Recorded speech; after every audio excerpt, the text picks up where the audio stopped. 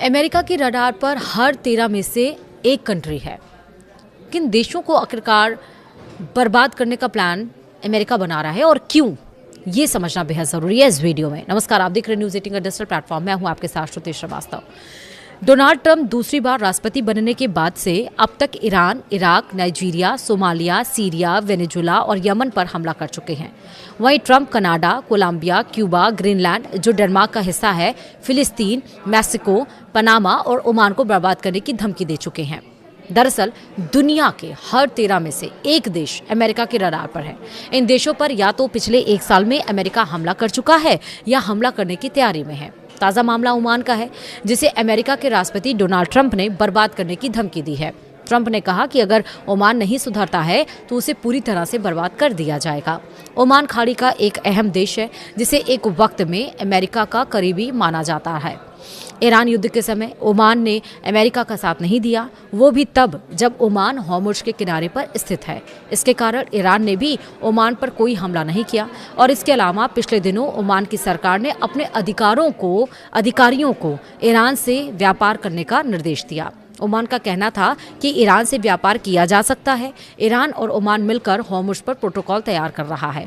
इस प्रोटोकॉल के तहत ईरान हॉर्मुज़ में जहाज़ों से पर्यावरण टैक्स वसूलेगा। वहीं अमेरिका को ईरान और ओमान की यही दोस्ती खल गई। इस वक्त हॉर्मुज़ को लेकर अमेरिका बैकफुट पर है और यही वजह है कि राष्ट्रपति ट्रंप ने ओमान को धमकी दी है। दुनिया की हर 13 में से एक देश को अमेरिकी राष्ट्रपति डोनाल्ड ट्रंप ने रडार पर ले रखा है। दूसरी बार ट्रंप के राष्ट्रपति बनने के बाद से अब तक America Iran, Iraq, Nigeria, Somalia, Syria, Venezuela और यमन पर हमला कर चुका है। ईरान पर अमेरिकी सेना ने पिछले एक साल में 2 बार हमला किया है। इसके अलावा Trump Canada, Colombia, Cuba, Greenland जो कि डेनमार्क का हिस्सा है, मैक्सिको, पनामा, फिलिस्तीन और ओमान को सबक सिखाने की बात कह चुके हैं। यानी कुल 15 देश ऐसे हैं जो ट्रंप की रडार पर हैं।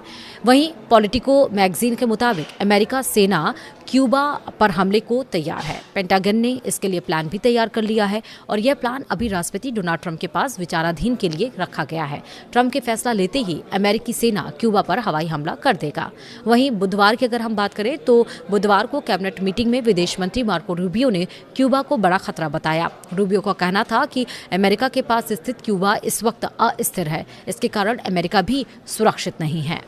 एक तरफ आप देखिए, ईरान, अमेरिका और इजराइल में जो वार छिड़ा हुआ है। हालांकि खबर ये भी आप सबको पता चल गई होगी कि 60 दिनों का सीज़फायर होने जा रहा है। फाइनल स्टैंपिंग इस पे नहीं हुई, यानी कि फाइनल सहमति नहीं बनी है। जब तक ऑफिशियली डिक्लेरेशन नहीं हो जाता है तब तक हम आपको नहीं बता सकते हैं। लेकिन आप ये समझिए कि जब ये देखा जा रहा है कि भारी मंदी, भारी इन्फ्लेशन पूरे विश्व में आ सकता है, तो अब कहीं ना कहीं डोनाल्ड ट्रंप को समझ में आ रहा है कि चलो ठीक है, कुछ शर्तों के साथ लेकिन कॉम्प्रोमाइज़ किया जाए, सीज़ फायर किया जाए।